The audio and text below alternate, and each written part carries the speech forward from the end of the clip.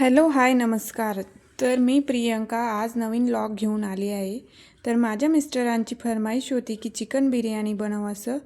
तर मग काय सुरू केली चिकन बिर्याणीची रेसिपी. मग पहिले कांदे कापून घेतले. व्हिडिओमध्ये दाखवल्याप्रमाणे कांदे कापून घ्यायचे. मग त्यानंतर त्यांना तेलामध्ये फ्राय करायला टाकायचे. आणि लगेचच त्या साईडला पण मी कांदे घेतलेले आहेत बारीक चिरायला भाजीसाठी. तर इथं कढाई मी ठेवून दिली आहे. आता त्याच्यात तेल ॲड करते.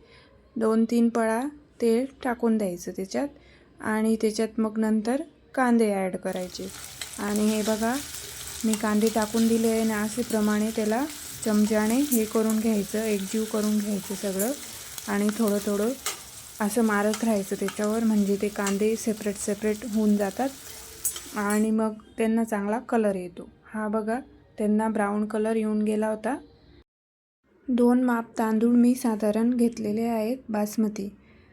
आणि मग त्याच्यानंतर मिक्सरचं भांडं घेतलं. त्याच्यात साधारण 4-5 मिरच्या मी घेतलेल्या होत्या मसाला आपला तयार करायला जो चिकनमध्ये टाकायचा आपल्याला. त्याच्यानंतर कोथिंबीर घेतली आणि लसूण घेतले, अद्रक घेतला 1 तुकडा, 1 पूर्ण लसूण मी सोललेला होता तो घेतला, अद्रकचा तुकडा घेतला.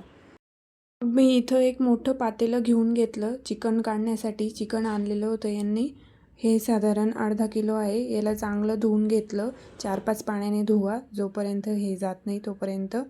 आणि मग स्वच्छ धुवून झाल्यावर त्याच्यामध्ये मसाला टाकला. हे मिरचीचं त्याचं पेस्ट वगैरे होती ती मी बोलली होती तुम्हाला तीच. त्याच्यानंतर त्याच्यात हा मसाला टाकला आपला बिर्याणी मसाला, तिखट आपला साधा मसाला आहे, त्याच्यात थोडी हळद एवढं टाकलेलं होतं. त्याच्यानंतर दही टाकली, दही पण थोडीच टाकली होती मी. मग नंतर त्याच्यात हे कांदे टाकले आणि मग एकजीव करायला घेतलं. त्याला चांगलं मॅरिनेट होऊ द्यायचं, चांगलं एकजीव करून घ्यायचं त्याला. आणि 10-15 मिनटं, अर्धा तास तुम्हाला जेवढं ठेवायचं तेवढं, जास्त ठेवलं तेवढं मॅरिनेट होऊन तेवढी बिर्याणी आपली छान लागते. असं मॅरिनेट करून एक साईडला ठेवून द्यायचं आणि झालं. एक साईडला ठेवल्यानंतर त्याला थोडं पाणी सुटतं. मग त्याच्यामध्ये नमक पण टाकलं मी. नमक टाकणं आवश्यकच असतं कारण त्याच्याने चव येते. इकडं कढई ठेवलेली होती. ते जे आपण कांदे भाजले होते ते थोडं तेल उरलं होतं तेच घेऊन घेतलं. तेजपत्ता आणि ते टाकलं मसाला वगैरे त्याच्यात.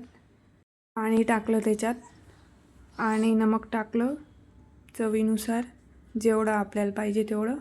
आणि मग धुतलेले तांदूळ टाकून दिले 4-5 वेळा धुवून त्याच्यात ॲड करून द्यायचं. तांदूळ आपले शिजून गेले होते. त्याच्यानंतर त्याला एक गाळणीत काढून घेतले होते. तांदूळ थोडे जास्त शिजून गेले होते माझ्याकडून. त्याचं पाणी काढावं लागतं, ते मी उशिरा काढलं होतं त्याच्यामुळे.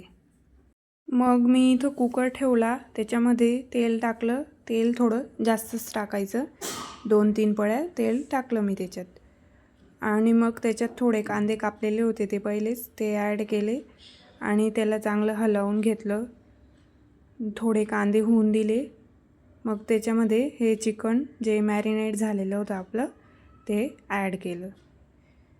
असं व्यवस्थित त्याच्यात टाकून घ्यायचं सगळं पूर्ण आणि त्याला हलवून घ्यायचं थोडं. आणि पाणी न टाकताच त्याला शिजवायचं. कुकर लावून द्यायचा, 2-3 शिट्ट्या काढून घ्यायची. आणि त्याला म्हणजे जास्त नाही शिजवायचं, थोडं 20% राहू द्यायचं शिजायचं.